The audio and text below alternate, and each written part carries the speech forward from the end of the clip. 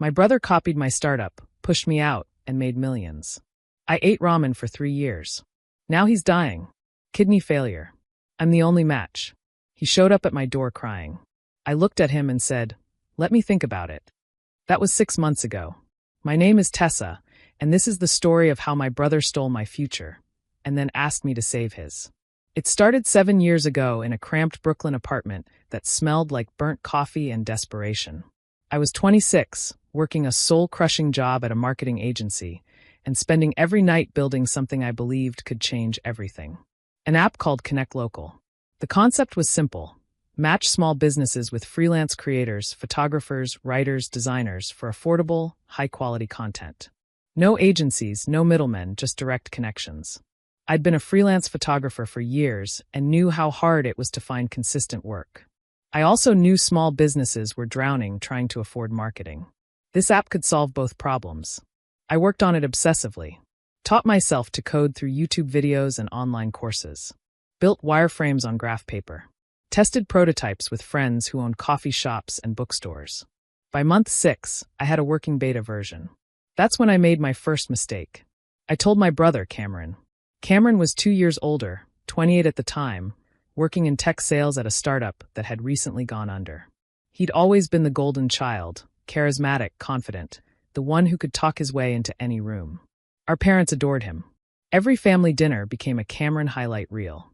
Meanwhile, I was the quiet one, the artistic one, the one who had potential but needed to be more practical.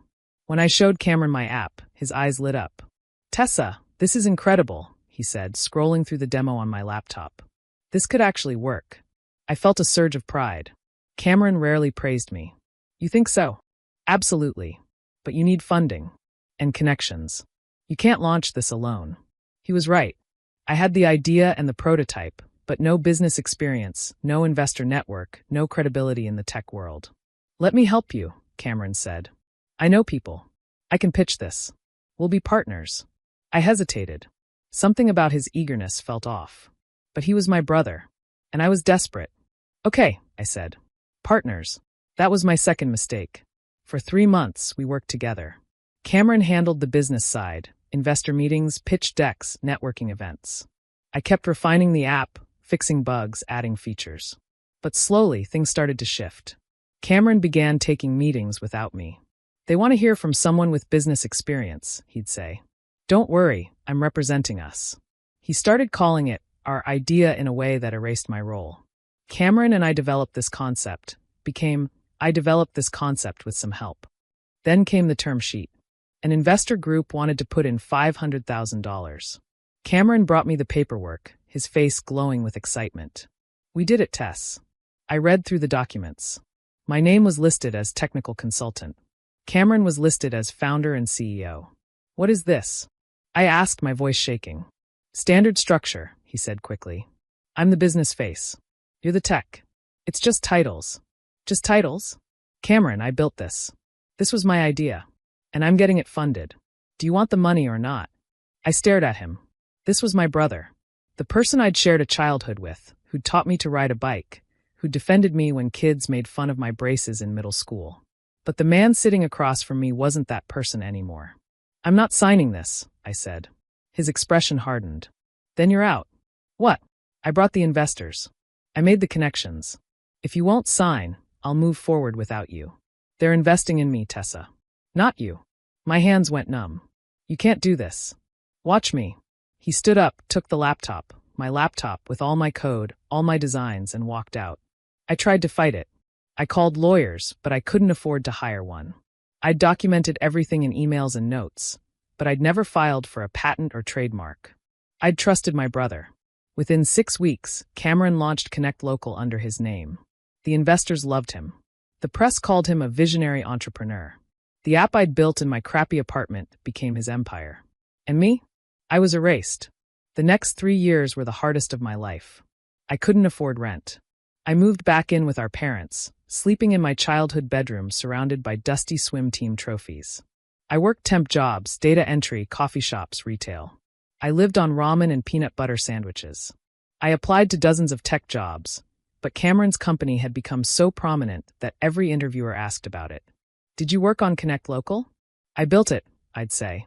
They'd smile politely and never call back. No one believed me. Why would they? Cameron was the name on every article, every interview, every award. My parents didn't help. Why are you being so difficult about this? My mother asked over dinner one night. Cameron offered you a job at the company. As a junior developer, I said bitterly. For the app one created. You need to let this go, Tessa.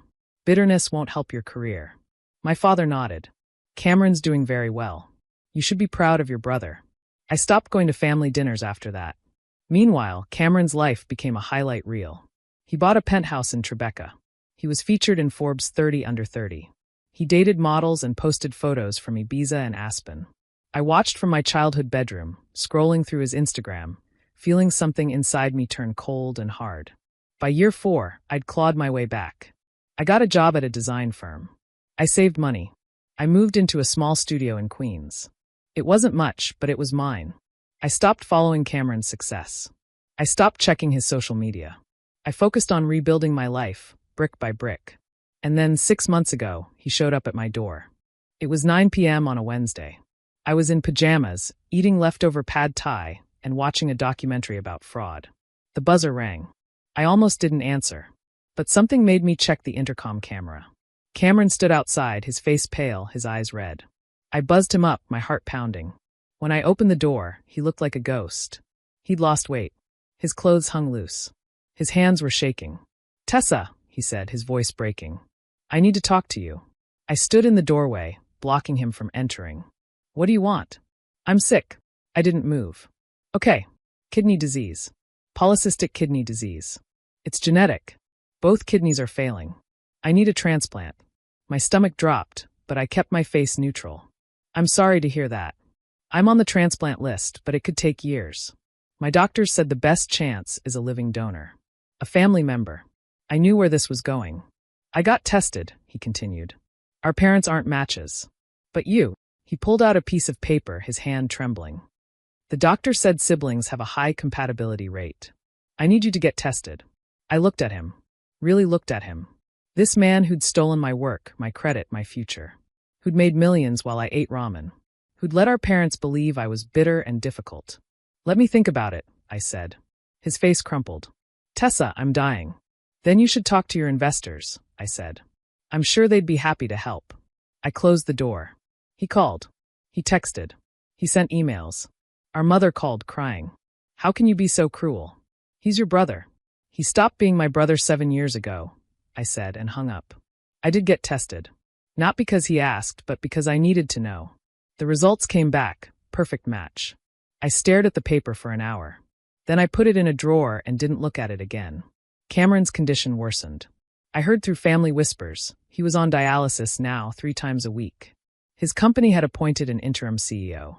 His face in recent photos looked hollow. My parents begged me to reconsider. Do you want him to die? My father demanded. Do you remember when I told you he stole my app? I asked quietly. You told me to let it go. You told me to be proud of him. Now you're asking me to give him a kidney. My father went silent. I knew what people would think. That I was heartless. That family should forgive. That a life was worth more than pride. But this wasn't about pride. It was about years of being invisible. Years of watching him profit from my work while I struggled to survive. Years of being told my pain didn't matter.